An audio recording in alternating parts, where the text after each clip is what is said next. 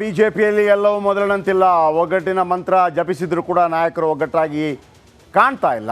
ಮೇಲೆ ಮುಗುಳ್ನಗೆ ಬೀರೋ ನಾಯಕರು ಒಳಗೊಳಗೆ ವಿಷ ಕಾರ್ತಾ ಇದ್ದಾರೆ. ಅತೃಪ್ತ ನಾಯಕರೆಲ್ಲ ಸೇರಿ ವಿಜೇಂದ್ರ ವಿರುದ್ಧ ಸಮರ ಸಾರ್ತಾ ಇದ್ದಂಗೆ ಕಂಡು ಬರ್ತಾ ಇದೆ.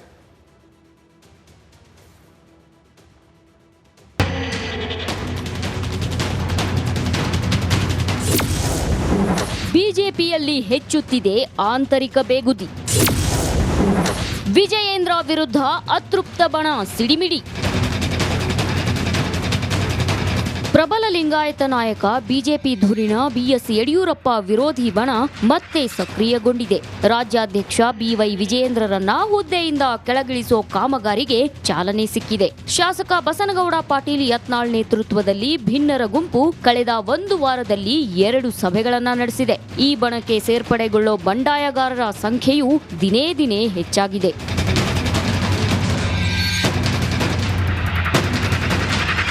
ಶಾಸಕರಾದ ರಮೇಶ್ ಜಾರಕಿಹೊಳಿ, ಬಿಪಿ ಹರೀಶ್ ಈ ಗುಂಪಿನ ಲೀಡರ್ಗಳು. ಮಾಜಿ ಶಾಸಕ ಅರವಿಂದ ಲಿಂಬಾವಳಿ, ಅಣ್ಣಾ ಸಾಹೇಬ್ ಜೊಲ್ಲೆ, ಕುಮಾರ್ ಬಂಗಾರಪ್ಪ, ಪ್ರತಾಪ್ ಸಿಂಹ, ಜಿಎಂ ಸಿದ್ದೇಶ್ವರ್, ಯಡಿಯೂರಪ್ಪ ಮಾಜಿ ಆಪ್ತ ಕಾರ್ಯದರ್ಶಿ ಎನ್ಆರ್ ಸಂತೋಷ್ ಅತೃಪ್ತರ ಸಭೆಗಳಲ್ಲಿ ಭಾಗವಹಿಸಿದ್ರು. ಅಚ್ಚರಿ ಅಂದ್ರೆ ಬಹುತೇಕರು ಈ ಹಿಂದೆ ಬಿಎಸ್ವೈ ಆಪ್ತ ವಲಯದಲ್ಲೇ ಇದ್ರು. ಇನ್ನು ಕೆಲವರು ಪಾದಯಾತ್ರೆ ಮಾಡಬೇಕು ಅನ್ನುವ ಅಪೇಕ್ಷೆಯನ್ನು ವ್ಯಕ್ತಪಡಿಸಿದ್ದಾರೆ. ಅದರಿಂದ ಪಕ್ಷಕ್ಕೆ ಶಕ್ತಿ ಸಿಗ್ತದೆ ಅಂತ ಹೇಳಿದ್ರೆ ಕೇಂದ್ರದ ವರಿಷ್ಠರು ಸಮ್ಮತಿಯನ್ನು ಕೊಡ್ತಾರೆ. ಅದ್ರ ಬಗ್ಗೆ ನಂದು ಯಾವುದೇ ರೀತಿ ತಕರಾರಿಲ್ಲ. ಕೇಂದ್ರದ ವರಿಷ್ಠರನ್ನ ಭೇಟಿ ಮಾಡ್ತೀವಿ ಅಂತ ಹೇಳಿದರೆ ವರಿಷ್ಠರು ಅದಕ್ಕೆ ಅನುಮತಿ ಕೊಟ್ಟರೆ ಮಾಡೋದಕ್ಕೆ ಅವರು ಕೂಡ ಸ್ವತಂತ್ರ ಇದ್ದಾರೆ. ಆದರೆ ಏನೇ ಮಾಡಿದ್ರು ಸಹ ಅದು ಪಕ್ಷಕ್ಕೆ ಪೂರಕವಾಗಿರಬೇಕು, ಸಂಘಟನೆಗೆ ಲಾಭ ಆಗಬೇಕು. ಅಡ್ಜಸ್ಟ್ಮೆಂಟ್ ಪಾಲಿಟಿಕ್ಸ್ಗೆ ನಾನೂ ಸಹ ಬಲಿಪಶುವಾಗಿದ್ದೇನೆ. ಹೊಂದಾಣಿಕೆ ಹೇಳಿಕೆಗಳ ಹಿಂದೆ ಒಬ್ಬ ಹೀರೋ ಇದ್ದಾರೆ ಅಂತ ಸಿಟಿ ರವಿ ಬಾಂಬ್ ಸಿಡಿಸಿದ್ದಾರೆ. ಏನು ಅಡ್ಜಸ್ಟ್ಮೆಂಟು ಮಾಡ್ಕೊಳ್ಳೋಣ ಅಂತ ಸುಮ್ಮನೆ ಇದ್ದೀರಾ? ನಾವೇನು ಬೇಕಾದ್ರೂ ಮಾಡ್ತೀವಿ, ನೀವು ಕೇಳಬೇಡಿ, ನೀವು ಮಾಡಿದರೆ ನಾವು ಕೇಳಲ್ಲ ಅನ್ನುವಂಥ ರಾಜಕಾರಣಕ್ಕೋಸ್ಕರ ಸುಮ್ಮನಿದ್ರಾ? ಕಾಂಗ್ರೆಸ್ನ ಮರಿ ಲೀಡರ್ಗಳಿಂದ ಹಿಡಿದು ದೊಡ್ಡ ಲೀಡರ್ಗಳವರೆಗೂ ಬಿ ಜೆ ಪಿ ಸರ್ಕಾರದ ಮೇಲೆ ಮಾಡಿದ ಆರೋಪ 40% ಸರ್ಕಾರ, 40% ಸರ್ಕಾರ, 40% ಸರ್ಕಾರ ಅಂತ ಹೇಳಿದರು. 1.5 ವರ್ಷ ಆಯಿತು. 40% ಕುರಿತಂತೆ ಯಾರ ಮೇಲೆ FIR ಹಾಕಿದ್ದಾರೆ ಅಂದರೆ ಅವರು ಸುಳ್ಳು ಆರೋಪ ಮಾಡಿದರು. ಈಗಲೂ ನಮ್ಮ ಮೇಲೆ ಮಾಡ್ತಿರೋ ಸುಳ್ಳು ಆರೋಪನೇ. ಹೊಂದಾಣಿಕೆ ರಾಜಕಾರಣ ರಾಜ್ಯ ಮತ್ತು ಪಕ್ಷದ ಹಿತವನ್ನು ಎರಡನ್ನೂ ಕೂಡ ಹಾಳು ಮಾಡಿದೆ. ಪಾರ್ಟಿ ಇಂಟ್ರೆಸ್ಟಿಗೂ ಕೂಡ ಯಾರು ಪ್ರಾಮಾಣಿಕವಾಗಿ ಪಾರ್ಟಿ ಅಂತ ಹೊಡೆದಾಡ್ತಾರೆ ಅವರು ಬಲಿಪಶು ಆಗ್ತಾರೆ. ರಾಜಕಾರಣ ಮಾಡೋರು ಎಲ್ಲ ಕಡೆಗೂ ಸಲ್ತಾರೆ. ಯಾರು ಪಾರ್ಟಿ ರಾಜಕಾರಣ ಮಾಡ್ತಾರಲ್ಲ, ಸಿದ್ಧಾಂತದ ರಾಜಕಾರಣ ಮಾಡ್ತಾರಲ್ಲ, ಅವ್ರನ್ನ ಈ ರಾಜಕಾರಣ ಮಾಡೋರೆಲ್ಲ ಸೇರಿ ಮುಗಿಸ್ಬಿಡ್ತಾರೆ. ನಾನು ಅದರ ಬಲಿಪಶುವೆ. ರಾಜ್ಯ ಬಿಜೆಪಿ ಅಕ್ಷರಶಃ ಧಗಧಗಿಸುತ್ತಿದೆ. ದೆಹಲಿಗೂ ಬಂಡಾಯದ ಸುದ್ದಿ ಮುಟ್ಟಿದೆ. ಅಮಿತ್ ಶಾ ನೇತೃತ್ವದಲ್ಲೇ ಅತೃಪ್ತಿ ಶಮನದ ಕಾಮಗಾರಿಗೆ ಚಾಲನೆ ಸಿಕ್ಕಿದೆ. Bureau report, republic Kannada. 12 ಜನ ರೆಬಲ್ಸ್ ಇದ್ದಾರೆ. ಯಾವ ರೀತಿ ಶಮನಗೊಳಿಸುತ್ತೆ ಅನ್ನೋದು ವೆರಿ ಇಂಪಾರ್ಟೆಂಟ್. ಶಮನಗೊಳ್ಳದಿದ್ದರೆ ಎಲ್ಲಿ ತನಕ ಬಂದಿಲ್ಲತ್ತೆ. ಯಾರೆಲ್ಲ? ಮೊದಲಿಗೆ ಬಸನಗೌಡ ಪಾಟೀಲ್ ಯತ್ನಾಳ್. ಇವರು ನೇರವಾಗಿ BSY ಕುಟುಂಬಕ್ಕೆ ಕೌಂಟ್ರು ಕೊಡ್ತಾನೆ ಇರ್ತಾರೆ. ಅಧಿಕಾರದಲ್ಲಿ ಇರಲಿ ಇಲ್ಲದೇ ಇರಲಿ. ಯಡಿಯೂರಪ್ಪ ವಿರೋಧಿ ಬಳಗದ ಅಧ್ಯಕ್ಷರು ಇವರು. ಮೊದಲು ಬೈಯೋದೇ ಇವರು. ಮೊದಲಿಂದಲೂ ಅಪ್ಪ ಮಗನ ವಿರುದ್ಧ ಕೆಂಡ ಕಾರ್ತಾನೆ ಇದ್ದಾರೆ, ಯುದ್ಧ ಮಾಡ್ತಾನೆ ಇದ್ದಾರೆ. ಇವರ ಆಗ್ರಹ ಏನಪ್ಪ ಅಂತಂದರೆ ಒಂದು ಕುಟುಂಬಕ್ಕೆ ಒಂದೇ ಪಟ್ಟ ಕೊಡಬೇಕು. MLA ಮಾಡ್ತೀರಿ, ಅಧ್ಯಕ್ಷ ಮಾಡ್ತೀರಿ, ಹಂಗಾಗಲ್ಲ. ಯಾವುದಾದ್ರೂ ಒಂದು, ಆಮೇಲೆ ಮತ್ತೊಬ್ಬರಿಗೆ MP ಮಾಡ್ತೀರಿ, ಈ ಥರ ಆಗಲ್ಲ. ವಿಜೇಂದ್ರ ಅವರನ್ನು ಅಧ್ಯಕ್ಷ ಪಟ್ಟದಿಂದ ಕೆಳಗಿಳಿಸಬೇಕು ಅವ್ರು ಹೇಳೋದು. ಇನ್ನು ಎರಡನೇದು ಪ್ರತಾಪ್ ಸಿಂಹ ಬರ್ತಾರೆ. ಈಗ ಒಂದು ಕಾಲದಲ್ಲಿ ಯಡಿಯೂರಪ್ಪ ಬಳಗದಲ್ಲಿದ್ದರು ಪ್ರತಾಪ್ ಸಿಂಹ. ಆದರೆ ಕಾಲಾನಂತರದಲ್ಲಿ ಹಳಸಿದೆ ಸಂಬಂಧ. ಅವ್ರಿಗೇನಿದೆ ಅಂತಂದರೆ ಪ್ರತಾಪ್ ಸಿಂಹ ಅವರಿಗೆ ತಮ್ಮ ಟಿಕೆಟ್ ತಪ್ಪಿಸಿದ್ದು ಯಡಿಯೂರಪ್ಪ ಅನ್ನುವಂಥ ಯಾವುದೋ ಒಂದು ಕೋಪ ಇದೆ. ಅದು ಸರಿನೋ ಸುಳ್ಳೋ ಗೊತ್ತಿಲ್ಲ. ಯಡಿಯೂರಪ್ಪ ಬಳಗ ಹೇಳೋದು ಇಲ್ಲ, ಮಹಾರಾಜರನ್ನು ಆಯ್ಕೆ ಮಾಡಿದ್ದು ನರೇಂದ್ರ ಮೋದಿ ನೇರವಾಗಿ ಅಲ್ಲಿಯ BJP ಲಿಂಕ್ ಮುಖಾಂತರ ಅಂತ. ಆದರೆ ಇಲ್ಲ, ಇವರು ತಪ್ಪಿಸಿದ್ದು ಅಂತೇಳಿ ಪ್ರತಾಪ್ ಸಿಂಹ ಹೇಳ್ಕೊಂಡು ಓಡಾಡ್ತಾ ಇದ್ದಾರೆ ಒಂದು ರೀತಿಯಲ್ಲಿ. ಇನ್ನು ವಿ ಸೋಮಣ್ಣ ಅವರನ್ನು ಬೆಂಬಲಿಸಿದ ಕಾರಣಕ್ಕಾಗಿ ಸೈಡ್ ಲೈನ್ ಆದ್ರ ಅನ್ನುವಂಥದ್ದು ಕೂಡ ಇದೆ. ವಿ ಸೋಮಣ್ಣ ಅವರನ್ನು ಕಂಡ್ರೆ ಆಗಲ್ಲ ಯಡಿಯೂರಪ್ಪ ಫ್ಯಾಮಿಲಿಗೆ. ಸೋಮಣ್ಣ ಅವರ ಹಿಂದೆ ಸೋಮಣ್ಣ ಸರ್ ಅಂತೇಳಿ ಭಾಳ ಓಡಾಡ್ತಾ ಇದ್ರು. ಸೊ ಹಾಗಾಗಿ ಅವರ ಟಿಕೆಟ್ ತಪ್ಪಿಸಲಾಯ್ತಾ ಅನ್ನುವಂಥ ಮಾತುಗಳು ಕೂಡ ಕೇಳಿ ಬರ್ತಾ ಇದೆ. ಜೊತೆಗೆ ಮೈಸೂರು ಕೊಡಗು ಟಿಕೆಟ್ ನಾನು ಹೇಳಿದ್ನಲ್ಲ, ಅದೇ ಇವರೇ ತಪ್ಪಿಸಿದ್ದು ಅನ್ನುವಂಥ ಒಂದು ಕೋಪ ಇದೆ. ನೆಕ್ಸ್ಟ್ ರಮೇಶ್ ಜಾರಕಿಹೊಳಿ. BSY ಅವರನ್ನು ನಂಬಿ BJPಗೆ ಬಂದಿದ್ದ ಸಾಹುಕಾರ ಇದೀಗ BSY ಮಗನ ವಿರುದ್ಧವೇ ಆಕ್ರೋಶ ವ್ಯಕ್ತಪಡಿಸ್ತಾ ಇದ್ದಾರೆ.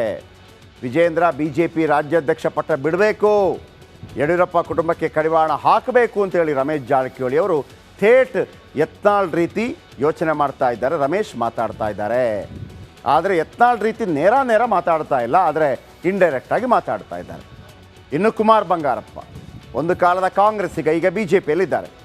ಉಡುಪಿ ಚಿಕ್ಕಮಗಳೂರು ಟಿಕೆಟ್ ಮೇಲೆ ಕಣ್ಣಿತ್ತು, ಆದರೆ ಟಿಕೆಟ್ ಕೈ ತಪ್ಪಿದ್ದಕ್ಕೆ ಕುಮಾರ್ಗೆ ಕೋಪ ಇದೆಯಂತೆ. MLA ಎಲೆಕ್ಷನಲ್ಲಿ ಸ್ವಪಕ್ಷೀಯರೇ ಕೈ ಕೊಟ್ಟ ಸಿಟ್ಟಿದೆ ಅವರಿಗೆ. ಇನ್ನೊಬ್ಬರು ಅರವಿಂದ್ ಲಿಂಬಾವಳಿ ಅವರದ್ದು ಏನಲಾದ ವಿಡಿಯೋ ಒಂದು ವೈರಲ್ ಆಯಿತು.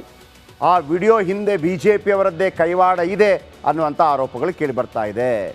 ಅಧಿವೇಶನದಲ್ಲಿ ಕಣ್ಣೀರು ಹಾಕಿದ್ರು ಲಿಂಬಾವಳಿ. ವಿಡಿಯೋ ಬಂದಿರದಿದ್ದರೆ ರಾಜ್ಯಾಧ್ಯಕ್ಷ ಆಗಬಹುದಿತ್ತು, CM ಆಗುವ ಅವಕಾಶ ಕೂಡ ಇತ್ತು. ಪ್ರಬಲ ದಲಿತ ಸಮುದಾಯಕ್ಕೆ ಸೇರಿದಂಥ ಲಿಂಬಾವಳಿ, RSS ಹಿನ್ನೆಲೆ ಇದೆ. ಆದರೆ ವಿಧಾನಸಭಾ ಎಲೆಕ್ಷನ್ನಲ್ಲಿ ಲಿಂಬಾವಳಿ ಅವರಿಗೆ ಟಿಕೆಟೇ ಕೊಡಲಿಲ್ಲ. ಲಿಂಬಾವಳಿ ಪತ್ನಿಗೆ ಟಿಕೆಟ್ ನೀಡಿ ಗೆಲ್ಲಿಸಿಕೊಂಡಿತ್ತು, ಆದರೆ ಅದರಿಂದ ಲಿಂಬಾವಳಿಗೇನು ಲಾಭ ಆಗಿಲ್ಲ. ಇನ್ನು ದಾವಣಗೆರೆಯ ಮಾಜಿ ಸಂಸದ GM ಸಿದ್ದೇಶ್ವರ್ ಅವರಿಗೆ ಟಿಕೆಟ್ ನಿರಾಕರಿಸಿದ್ದ BJP. ಸಿದ್ದೇಶ್ವರ್ ಪತ್ನಿಗೆ ದಾವಣಗೆರೆ ಲೋಕಸಭಾ ಟಿಕೆಟ್. ಚುನಾವಣೆಯಲ್ಲಿ BSY ಆಪ್ತರು ಕೆಲಸ ಮಾಡಲಿಲ್ವಂತೆ, ಹಾಗಾಗಿ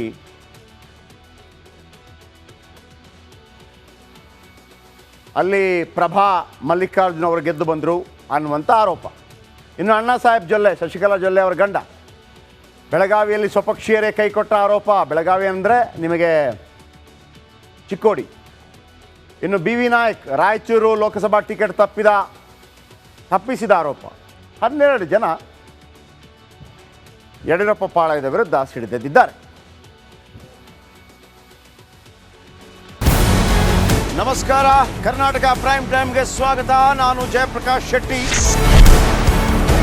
ಇಡೀ ಕರುನಾಡು ಇವತ್ತು ರೆಬೆಲ್ ಆಗಿ ನಿಂತಿದೆ. ಈ ಹಗರಣಗಳನ್ನು ಸದನದಲ್ಲಿ ಪ್ರಸ್ತಾಪ ಮಾಡಲು ಕೂಡ ಕಾಂಗ್ರೆಸ್ ಹಿಂದೇಟು ಹಾಕಿದ್ದೇಕೆ? ನಿಮ್ಗೆ ಸಂಬಳ ಅದಕ್ಕೆ, ನಿಮಗೆ ವಾಹನ ಅದಕ್ಕೆ, ನಿಮಗೆ ವೆಪನ್ ಅದಕ್ಕೆ, ನೀವು ಅದನ್ನು ಸೆರೆ ಹಿಡಬೇಕಾಗಿತ್ತು. ನೀವು ವಿದ್ಯುತ್ ಬರ ಇದೆ ಅಂತ ಹೇಳ್ತಾ ಇದ್ದೀರಿ, ಎಲ್ಲಿ ಬರ ಇದೆ ನೀವು ಹೇಳಬೇಕು. ಪಾಕಿಸ್ತಾನ್ ಆಕ್ಯುಪೈಡ್ ಕಾಶ್ಮೀರ್ ಅದು ಎಂದೆಂದಿಗೂ ನಮ್ಮದು.